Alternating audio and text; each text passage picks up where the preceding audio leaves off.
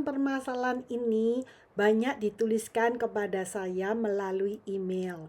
Ayah bunda juga dapat menuliskan permasalahan yang Anda hadapi. Kirimkan email kepada saya.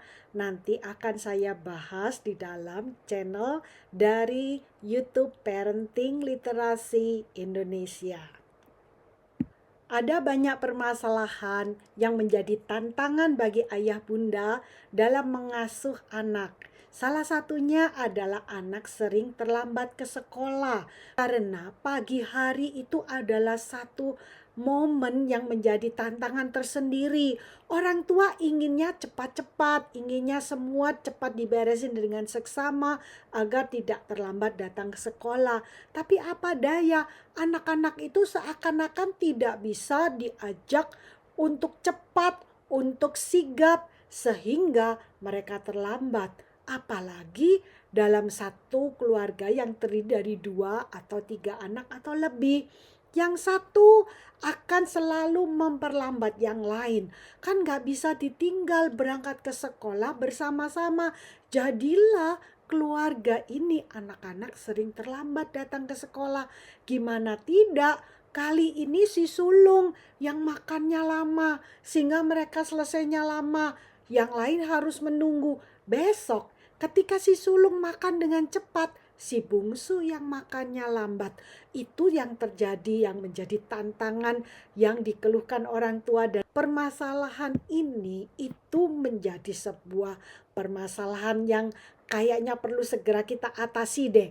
Karena selain sering terlambat, anak-anak itu sering kehilangan barang-barangnya, lupa membawa karena diletakkan tidak pada tempatnya. Mereka mengerjakan pekerjaan rumah di ruang keluarga, bukan di meja belajar dan sebagainya.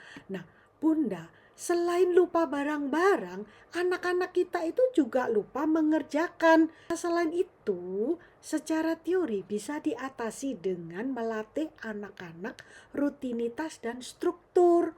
Rutinitas dan struktur itu bukan hanya membuat pembiasaan yang baik supaya tidak terlambat datang sekolah, supaya tidak lupa mengerjakan atau kehilangan barang-barang, tetapi itu merupakan sebuah fondasi disiplin positif yang akan dibangun terus sepanjang perjalanan anak-anak menjadi dewasa, bahkan setelah mereka berkarir.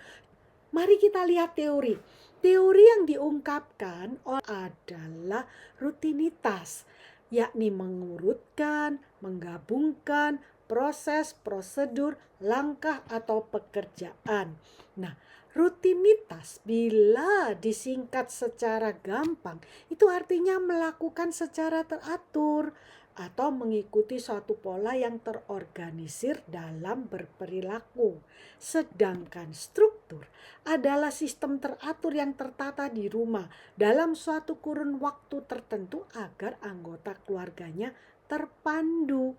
Artinya mereka jadi tahu apa yang harus dilakukan berikutnya, apa yang diharapkan pada orang tua untuk dilakukannya sebagai anak, sehingga semuanya dapat berjalan sesuai dengan irama yang baik. Tidak lagi terjadi ketegangan antara orang tua dan anak.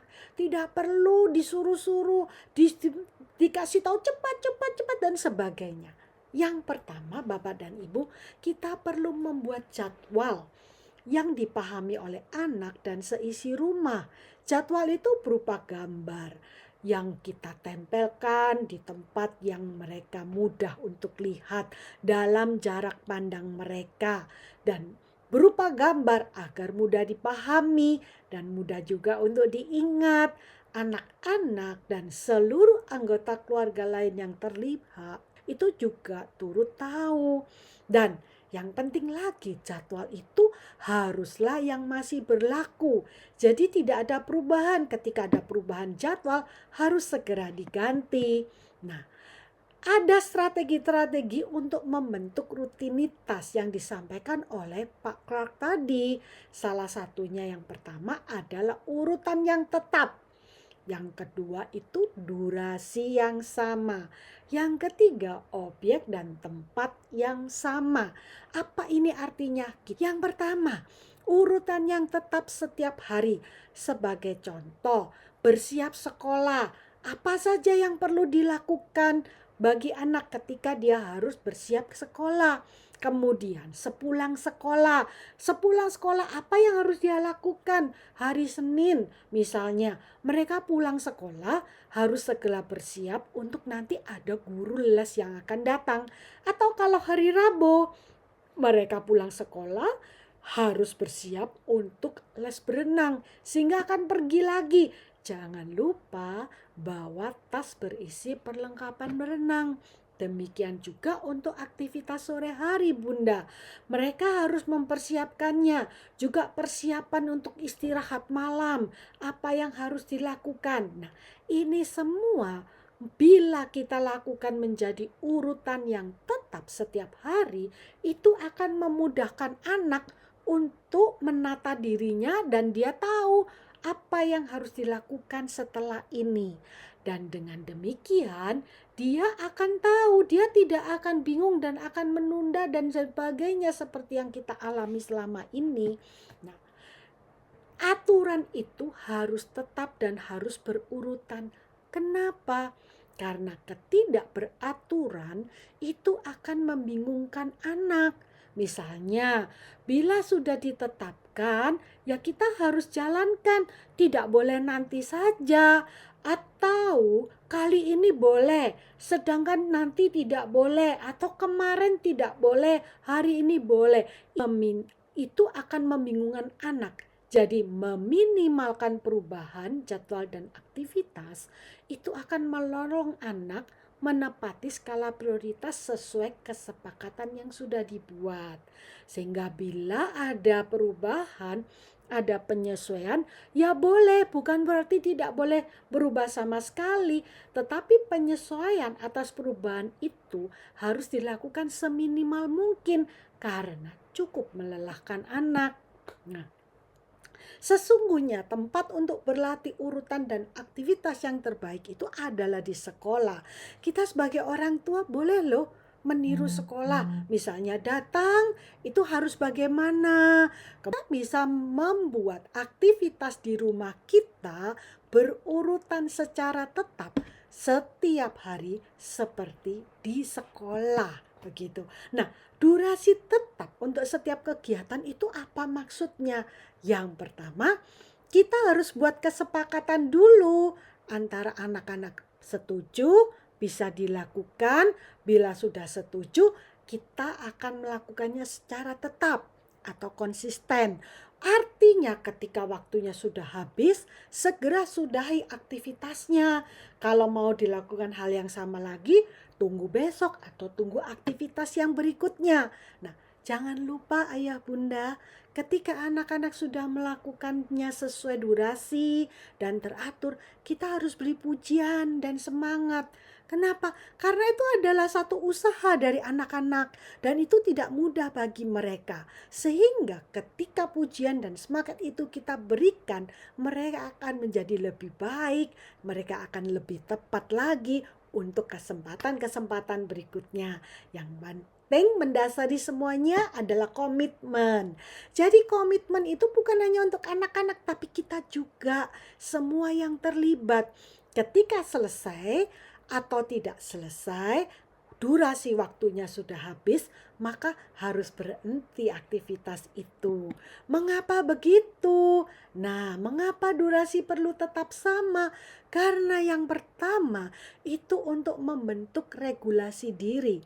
Artinya anak akan berlatih mempersiapkan dirinya untuk memulai dan mengakhiri. Dan waktu itu abstrak. Artinya tidak mudah bagi anak untuk dia memperkirakan 10 menit itu seberapa lama ya. 1 jam itu sampai kapan kira-kira. Walaupun dia sudah bisa melihat angka jam di dinding, tetapi untuk memperkirakan waktu yang berjalan itu masih abstrak bagi anak-anak kita. Nah, ketika mereka itu sudah tahu waktunya habis, itu kita dengan cara jaga dan batasi. Contoh aktivitas-aktivitas yang penuh tantangan untuk kita batasi durasinya. Yang pertama, gadget. Kita buat kesepakatan dulu. Dan ketika waktunya sudah habis, jarum jamnya sudah menunjukkan habis, betul-betul kita sudahi. Yang menjadi tantangan berikutnya bagi ayah bunda, bukan hanya bagi anak-anak, yaitu waktu makan. Seringkali bunda, kita itu ingin anak-anak menghabiskan makanannya, bukan? Itu tidak salah. Tetapi ketika kita menunggu sampai dia habis makanannya, itu akan mencederai latihan kita untuk rutin dan struktur. Baiklah kita beri batasan ketika makan 20 menit, 30 menit. Ketika batasan waktunya sudah selesai, makanannya itu habis atau tidak habis, kita sudahi aktivitas makannya hingga ke waktu makan yang berikutnya. Jangan khawatir, di tengah waktu makan kan biasanya ada snack time. Punya best time keeper yang bisa membantu kita itu adalah guru di sekolah. Kita nggak ada salahnya loh menyontoh guru di sekolah. Ketika waktunya sudah habis, ya selesai. Seperti ibu guru, ayo waktunya sudah habis anak-anak. Kita mau bereskan, kita mau cuci tangan, atau kita mau apa. Ya, nah jadi ayah dan ibu, objek dan tempat yang sama selain dari durasi dan berurutan yang tetap, itu juga akan menolong kita. Objek dan tempat untuk setiap aktivitas itu harus sama dari hari ke hari. Misalnya makan dan minum harus di meja makan. Tidur harus di kamar mereka sendiri, di tempat tidur. Latihkan mereka tidak akan kehilangan barang-barang, mereka tidak akan lupa mengerjakan. Nah, perilaku itu kita tetapkan juga sesuai tempat dan aktivitas. Contohnya di tempat ibadah harus bagaimana. Kalau di restoran tidak boleh berlari-lari, tidak boleh bersuara keras, bersenda-gurau, mengganggu orang lain yang makan di meja sebelah. Tidak boleh memainkan peralatan makan dan sebagainya. Demikian juga di rumah sakit, di tempat umum, di dalam kendaraan. Semua ada aturan aktivitas, durasi waktu, dan tempat yang sudah ditetapkan. Nah, ketika ini kita berhasil lakukan dari hari ke hari, tentu saja ya ayah bunda, semuanya tidak bisa kita lakukan dalam satu kali, tidak bisa dalam satu minggu. Kita harus lakukannya dari hari ke hari, menjadi sebuah habit dan anak-anak betul-betul memahami. Ketika itu sudah terjadi, anak tidak akan sering terlambat ke sekolah lagi. Kenapa? Karena anak sudah terbiasa dengan rutinitas pagi hari. Anak sudah dapat memprediksi aktivitas apa yang diharapkan orang tuanya untuk dilakukan. Karena ini pagi hari, anak tahu dia meletakkan barang di mana, aktivitas, tempat, dan barang-barangnya itu semua sesuai dan seksama, sehingga dia tidak akan kehilangan barang-barangnya atau harus bingung menghabiskan banyak waktu untuk sekedar mencari. Dan setiap aktivitas yang dilakukan itu akan cukup. Jadi anak tahu ketika makan itu harus berapa lama dan dia harus selesai. Ketika bermain juga demikian, selesai artinya selesai. Dengan demikian, anak akan belajar manajemen waktu yang baik dan pasti prestasinya juga akan meningkat. Nah, ini semua itu biasanya dipaparkan secara detail dan seksama di parenting sekolah. Karena itu tidak ada salahnya loh ayah bunda untuk selalu menghadiri parenting sekolah. Saya sering diundang di parenting sekolah dan sedih karena biasanya dari jumlah orang tua yang ada di sekolah itu yang hadir hanya 20-25%.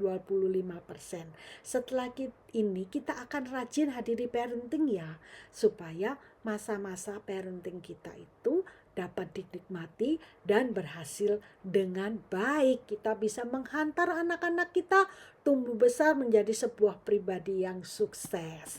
Jadi ayah dan bunda membentuk rutinitas harian untuk menegakkan struktur disiplin positif itu adalah sesuatu yang mudah dan kita sudah belajar bersama langkah demi langkah secara praktis sehingga permasalahan yang dihadapi di pagi hari tidak lagi menjadi permasalahan.